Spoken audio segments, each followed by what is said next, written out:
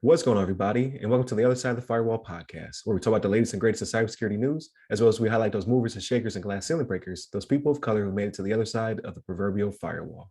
My name is Ryan Williams, and as always, I'm joined by Shannon Tynes. What's up? What's up? What's going on? So, welcome to the last week until the new year. So, I think we'll wrap it up with we're going to hit 296. So we just shy where the next weekly rundown after the new year starts to be 300. So pretty good pace. It's a lot of episodes.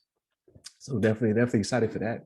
But yeah, tune in this week, and then during the break, go back to the other 290 plus episodes. Listen to those. All right. Like there's plenty of stuff in there for you to listen to. But without further ado, I give it to Shannon. All right, everybody. So this article actually comes to us from thehackernews.com from our buddy Ravi Lakshmanan. Ex-Twitter employee gets 3.5 years jail for spying on behalf of Saudi Arabia. So there was a former Twitter employee, right, who was found guilty of spying for Saudi Arabia and was sharing data pertaining to specific individuals that have been sentenced to 3.5 years in prison is what he got, right? So Ahmad Abamu was convicted earlier this August on various criminal accounts, including money laundering, fraud, falsifying records, and being a legal agent of a foreign government. So this guy was actually arrested November of 2019, right? But was only employed at Twitter from 2013 to 2015, right? So I'm curious why it took 4 years to finally get this guy for a crime he committed, to where he was selling people out to the kingdom. You know what I mean? But yeah, there was a quote that came out that said, Mr. Abamu violated the trust placed on him to protect the privacy of individuals by giving their personal information to a foreign power for profit. And that was from the Assistant Attorney General of the Justice Department's National Security Division. So this wasn't one of those things where it was like, oh, Twitter was the one that took action on this. Like, no, this is the Justice Department of the United States of America that saw this as a big enough threat to take action on this, right? So now, remember with Twitter, they had that whistleblower, Mudge, I think was his name, Zatko, and who was the former head of security, right? And he blew the whistle on some of the stuff that was going on at the company. And this was one of the things that he was talking about, also alleging that Chinese and Indian governments had forced the firm to hire one of their agents, right? And they had access to sensitive user data. So this is kind of what you get into when it comes to social media, right? When you start putting stuff out there, you have to trust that the people out there working at these companies are doing the right thing. And that's obviously not the case, right? So this is why I say social media is the devil, right? Just like Bobby Boucher's mom says, it is the devil. You know what I mean? Because this is what they out there doing. They out there, this is what's sensitive to them, right? Like whether it be for political power, it could be for you to be blackmailed if you say some stuff out there, because a lot of these people out there, they're not putting their real names, to their Twitter handles and stuff like that, right? It's like PC Junkie 543 or whatever it may be, right?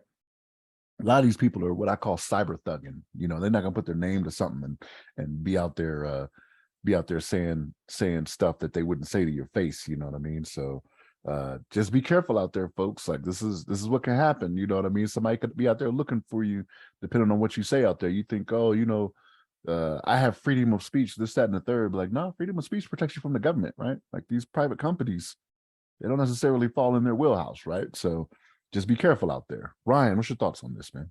Yeah, it's definitely a lot to peel back in this article, because it did take a long time, and the avenues that he was found out through were not what I would think they would be, right? So I guess part of that is the whistleblowing part. Like we said, there'd be more information coming out there. Like this would definitely be something worth talking about when it came to security. And now you see that multiple countries had potentially agents within Twitter collecting data, whether it be on their own people or on Americans. There's still more to be found out about that, right? So that's definitely concerning. And I think it was the last week or the week before where I kind of bashed TikTok, like, oh yeah, you can't trust them, they're not an American company. This is an American publicly traded company that had this issue with at least one agent, if not multiple, right? So it's definitely something to be concerned about. Like now it's private, so that's a whole different situation. Like I don't even know what's going on with Twitter. I just go there and I post the podcast and I get out of there. Twitter's on fire.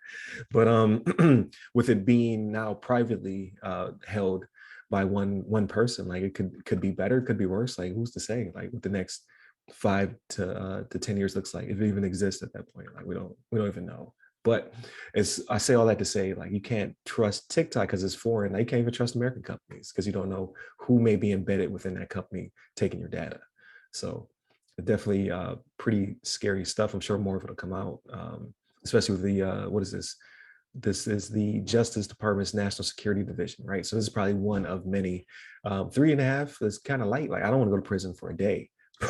It's 3.5 for espionage doesn't sound that bad, actually. And he had to pay back some money too. It was like 242,000, I think. Yeah, yep, almost $250,000. But how much did he take in? You know, like Yeah. to be able to to be even able to pay that back. I think they only traced like 200,000 or something like that was what they traced was paid to him. I Gotcha. think that's what it was. Yeah, it was crazy. I was like, yo, was it worth it? Yeah, and that's a lot of money for what we don't even know what he was selling. Like for someone to pay that, because I mean, they'll take all your PII for $12. So who's paying them $200,000? What are they giving them? So what initially made me think about though was Jamal Khashoggi, right? But Khashoggi was a journalist and was outspoken, right? But how many Jamal Khashoggis that are not in his position as a journalist that are doing this in private, was the kingdom looking for? They knew those people were out there, right? You know what I mean? So they're like, hey, give us those names, right? Maybe we can get some of those people to come over to an embassy or consulate, whichever one it was. I can't remember, right? Right.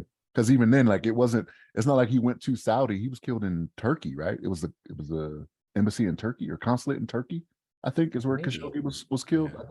Yeah. Granted, it's still Saudi soil, right? When you're inside one of those areas, right? It's considered Right. soil, but it was in a different country.